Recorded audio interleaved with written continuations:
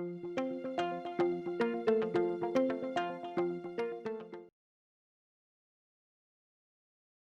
was in Littleton House, yes. I did end up being the one who organised the packages we sent to boarders in schools in England. We used to send them a few goodies from time to time because, of course, you couldn't get any goodies in England at that time. Now I've grown up, I would say the privilege of being here, but I don't suppose I thought that at the time. Well, companionship. And I'd been, the sort of girl who rode a bike or a horse to school where there were about 20 children, three in our grade. And so life was very, very different for me. I cried the whole of the first week, and so did my mother at the other end.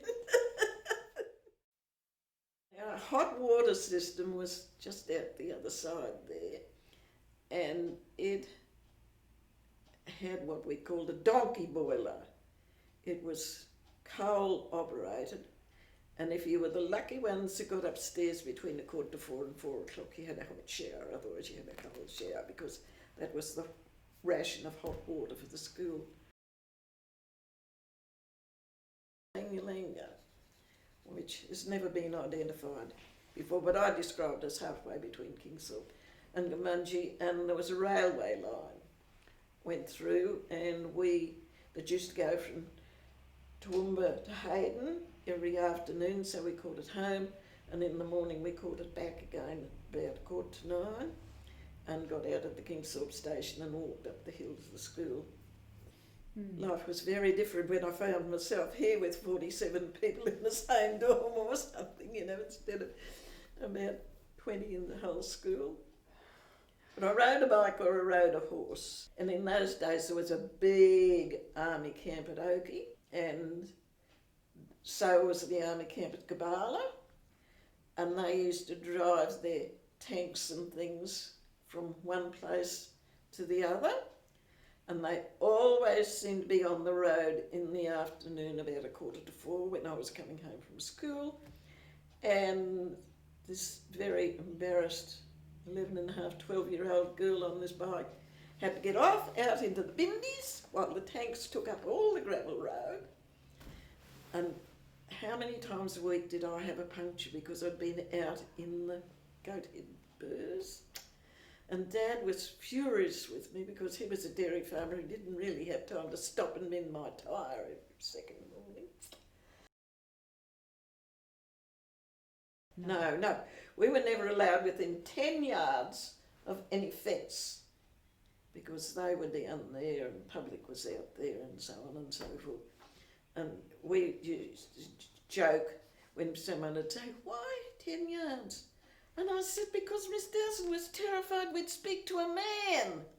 We didn't have a female. Yes, we did. We had an old gardener fellow, and he used to drive the cart with the horse, where all of Clifford Gardens is now.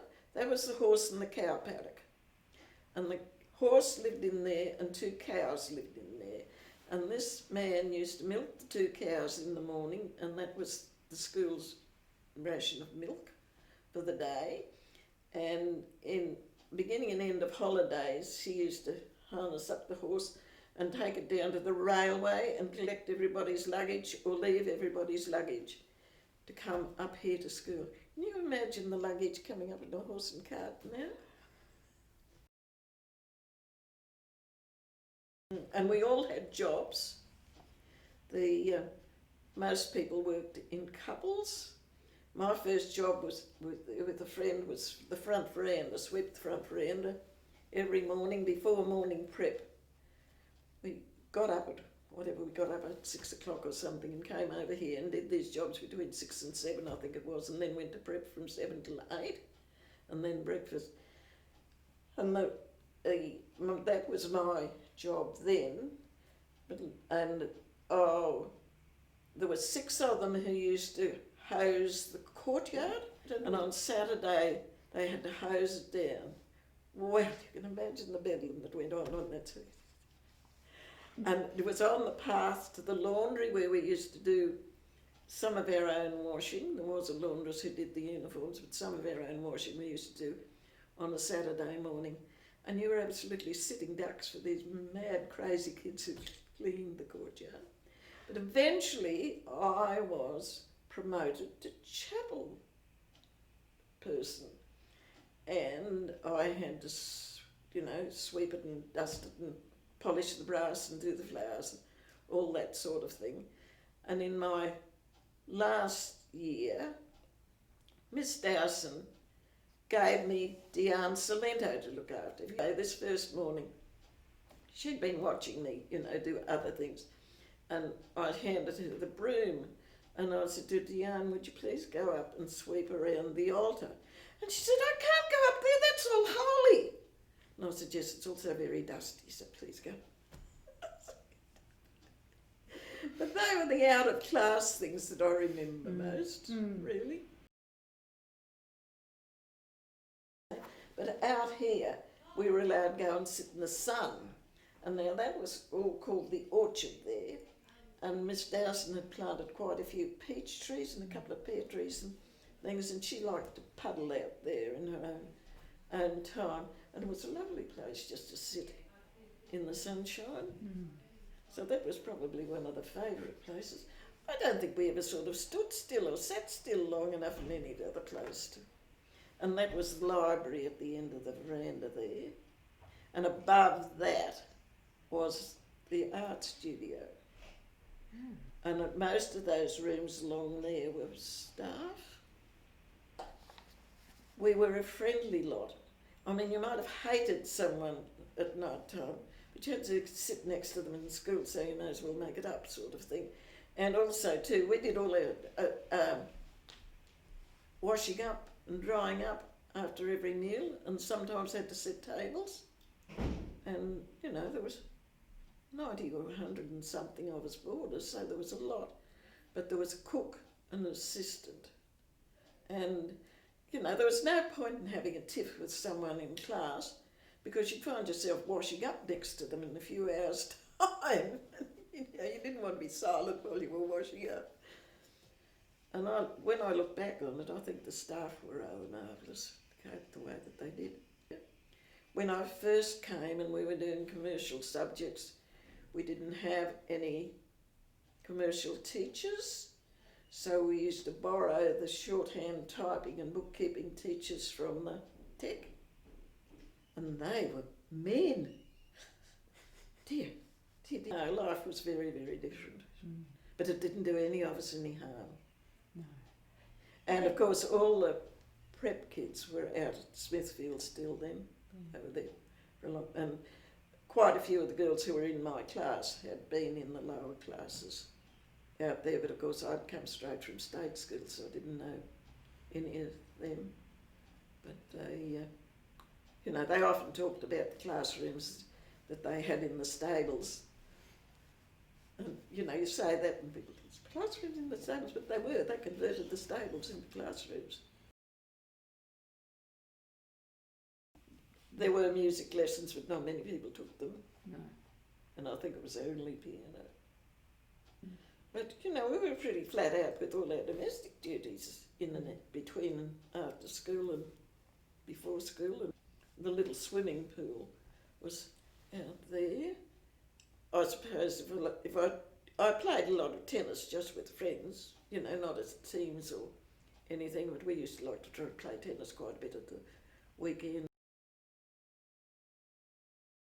Night that the war ended was very interesting because it had been our sports day, and the sports day was over there, of course, and we were all pretty tired by then, and we were all relaxed because we hadn't been in school all day.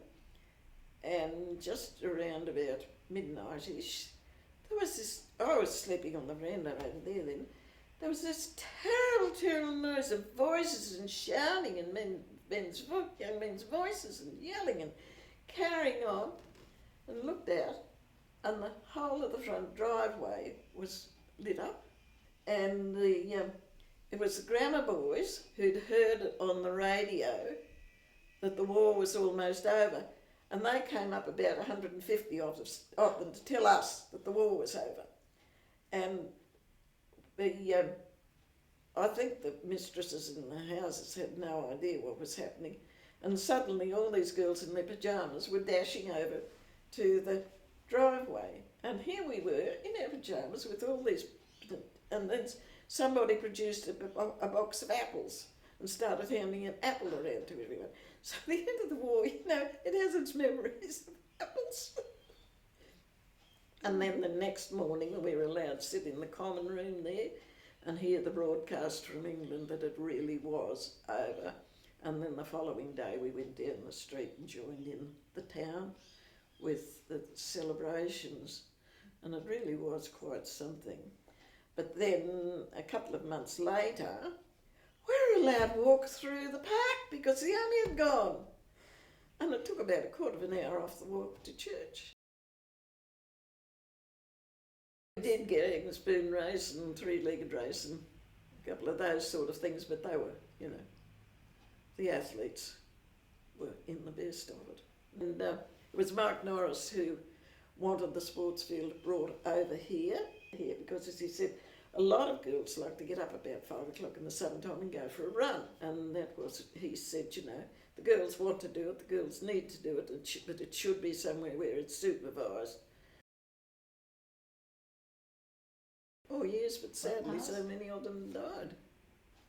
We've got too many left at all now. Oh. Isabel's amazing. Her youngest sister was here. And there was a thing called the Lily Medal at that stage, which was a state school. Highest score in the state for the boy and the girl. And my year, Betty Gibson won it. And she had done this through the East State School, and she came here and, you know, everyone was dying to meet this kid who was just so clever. But she and I ended up as very good friends. But I keep in touch mostly, of course, with the ones that have been through the Old Girls Association with me. Judy McWilliam, I think she's still got grandchildren here. Oh, I just love the place. Which I know doesn't sound right, but, you know, appreciate the opportunity you've been given.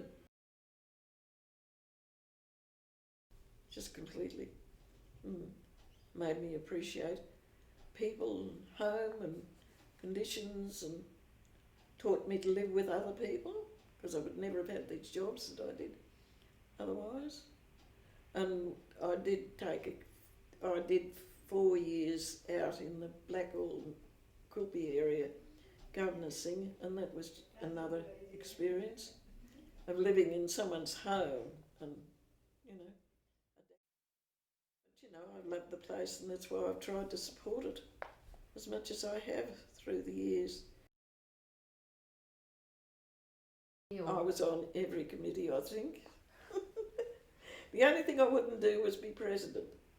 And I ended up being president for so often because vice presidents weren't around. But I said, no, I didn't want to just be a name. I wanted to be a worker. And we worked very hard. We really and truly did. And we spent a lot of money, you know, on organising food for various functions and things. A lot more money than we'd have done, you know, to feed your own family for afternoon tea, for instance, sort of thing, by comparison with what you did. And see, right up until the end of my time, we were having these little card parties here.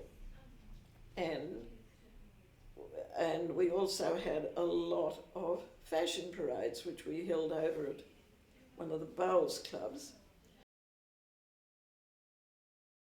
We had a book of ration tickets. We had, you know, there were different ones for different things, but a lot of us were country kids, you see. So we had milk, we had cream, we made our own butter, we killed our own beasts, and we had a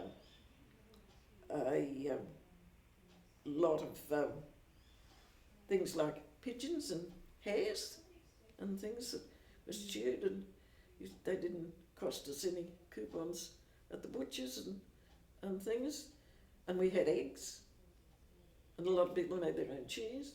So, you know, if you were in the country, you weren't worried by the food shortage, but I'm sure that, you know, people in town with 3 and 4 children would have had to scratch around a bit to find something different.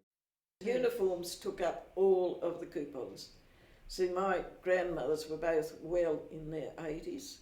Says she now at 89. And they decided they didn't need any new clothes, so they gave me their coupons so I could get my school uniforms. Bailey's and Piggott's, and then they went to Hannah's, and then the girls decided to open over the road, which must have made life easier for the parents. I used to come over every first day of the term and help the girls over here. Those were my last contributions to Glennie, I think. We rented the textbooks, and they were handed in at the end of every term, and the parents got a bit, and then you started all over again for the next time. But things like pads and diaries and all those sort of things you paid for. English, I think. I just liked it all, and it all sort of made sense and things. And but my best achievement was stenotyping, which I've never done since the day I left. Quite a few of them went a fair way in the physio and medical world. A lot of them did the standard sort of things like teaching, nursing and so on. But then again, of them, you see, Western ones came to school, they went home and they married the guy next door or something. But not many Western girls had careers, not many Western girls worked. But I started nursing, and then, which I'd always said I wanted to do, and I first got involved with the flying doctor service because when I was nursing I realised, you know, that there were patients who came in, not that they came into the hospital where I was, but I realised, you know, that it existed. Oh, poor old Miss White, she was always in trouble with us because she was just so perfect and so devoted to her career and so disgusted because no one was interested in biology. You wrote lines and you wrote lines, and if you were talking after dark, you came over and stood in what was called the flower passage outside what was Miss Dowson's office, the main one, just down there, and we had to go and, because we were over there in the bungalow, you see, and we had no staff supervising us or anything, and suddenly a staff member would appear and say, all those girls who are talking, were thinking of talking or have been talking, get out of bed and go over to the office. So there were, half the dorm used to end up there every night, I think, and she'd come out at 10 o'clock and just sigh and say, Killian and Nancy, you're both here again. Could you try to have less to say at night time? But I am grateful for my years at Glennie. I used to keep saying that to my parents, you know. I'm grateful for what I had. I realised that I had extras that other kids didn't because I had grandparents who lived here and they used to take me home to Sunday dinner every now and then after church, and I was allowed to ring my mother up from there. And